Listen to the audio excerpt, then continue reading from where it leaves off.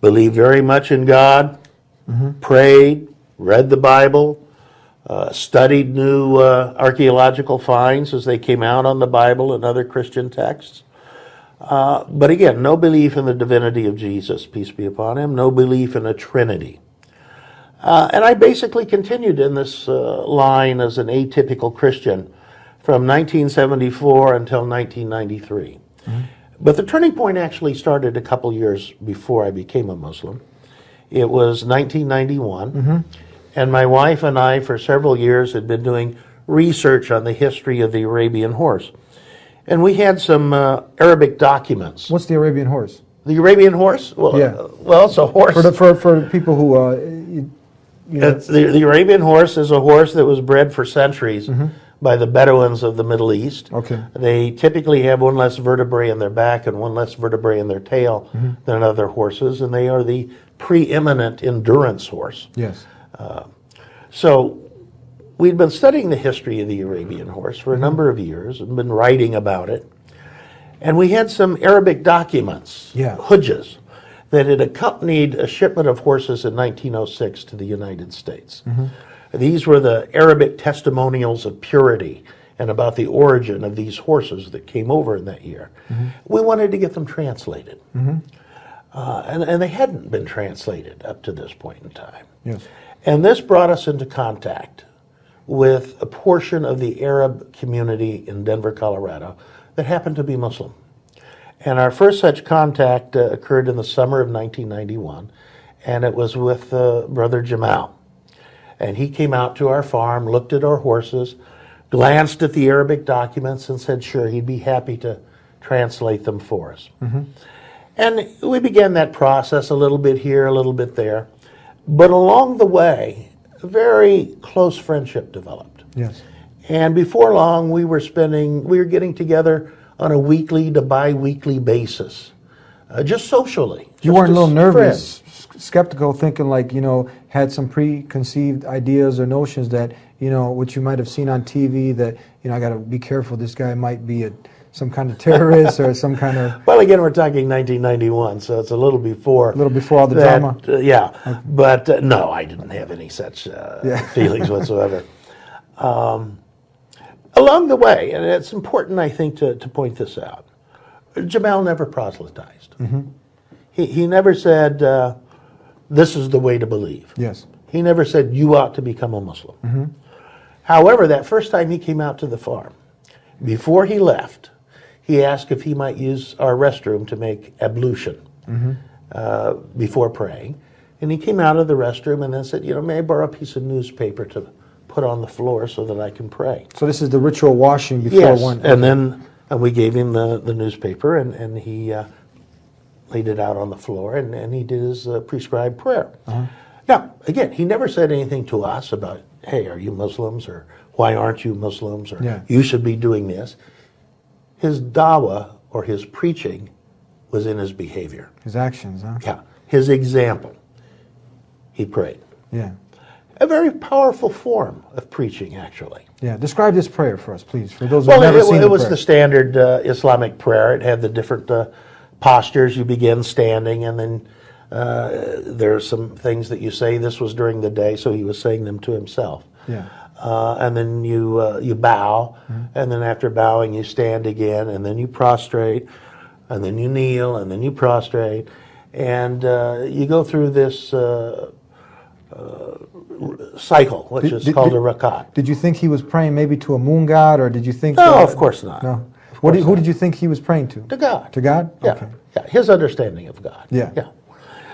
So anyway, social contact continued. We were getting together once every week to every 2 weeks. And as he continued to translate stuff for us occasionally, he would begin to share with us knowledge about the history of the Arabian horse in the Middle East. Yes. And along the way of doing that, he began to quote different verses from the Quran or different sayings of Prophet Muhammad, peace be upon him, different aspects of Islam, not to proselytize, but to give us a way of understanding the Islamic context of the history of the Arabian horse. Yes. So again, it was all presented not as proselytizing, But as you're interested in the history of the Arabian horse, I will seek to meet your needs. But in doing that, I'm going to have to explain this context to you so you really understand it. Yes. So this continued on, and over the next 16 months, our contact expanded, not just with Jamal, but also with Wael and his family, with Amr and his family, Ahmed and his family, etc. These were just other Muslims. The other Muslims. We were getting together socially. Again, no active or direct proselytizing going on.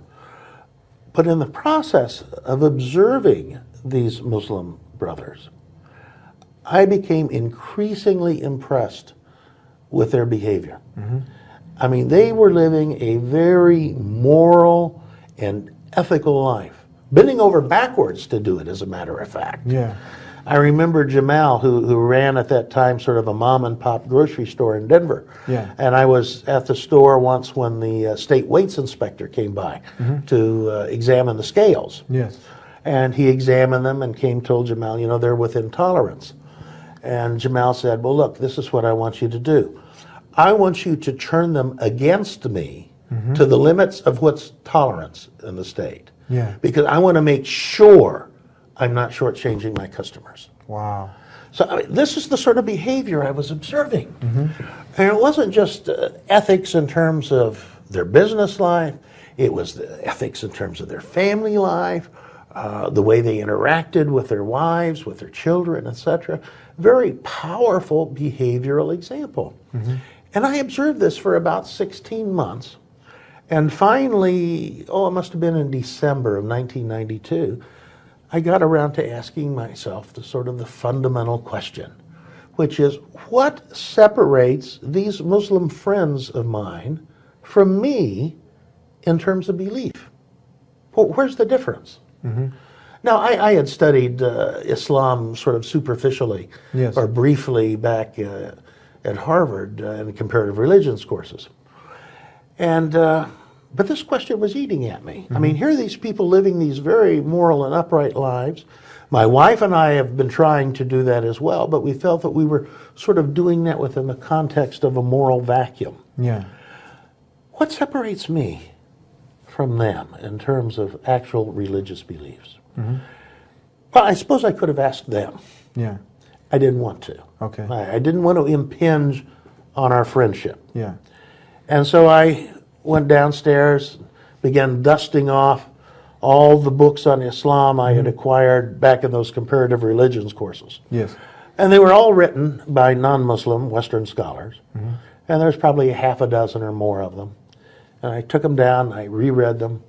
I took down 2 different translations of the meaning of the Quran that I had acquired back in those courses, read them. And the more I read, the more I said, no, wait a minute. You know, this is what I believe. Starting to connect. Yeah, very much starting to connect. And the other thing that eventually happened in that process was, as I continued to read in the English translations of the meaning of the Quran, especially where it was talking about biblical history Yes. and biblical concepts, I saw within the Quran statements about these things that I knew could not have been known by any illiterate 7th century Arab. And of course, Prophet Muhammad, peace be upon him, was illiterate. He didn't know how to read, write. The history confirms this. Yes, yes. And he was known as the truthful. Is that Yes, correct? yes. And so now I'm left with a question. Yeah. Where did this come from? So you're looking at this and you're like, this can't he couldn't come have known it. from this man or any man. No, he couldn't have known it. Uh-huh. And so that left me with the conclusion, you know, this had to be inspired.